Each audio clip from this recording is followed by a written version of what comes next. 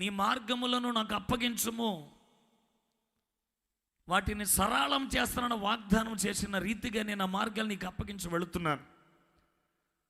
కనుక ఇప్పుడు నేను తీసుకున్న నిర్ణయానికి నీవే సహకారం అందించాలి. నా ఊహలతో కాదు, నీ ఉద్దేశాలతోనే నేను ప్రార్థిస్తూ ప్రయాణాన్ని ప్రారంభిస్తున్నానని వాడ కెప్టెన్ ప్రేయర్ చేసుకొని ఈ కర్పాతియా వాడ కెప్టెన్ టైటానిక్ దగ్గరకు వచ్చి ఇంచుమించుగా 600 మందిని ప్రాణాలు కాపాడాడు. స్తోత్రం కలుగునుగాక. ఎన్ని వందల మందిని? 600 మందిని. మొదటోడికి వచ్చిన ఆలోచన నేను కూడా రావచ్చు కదా, అవునా కదా?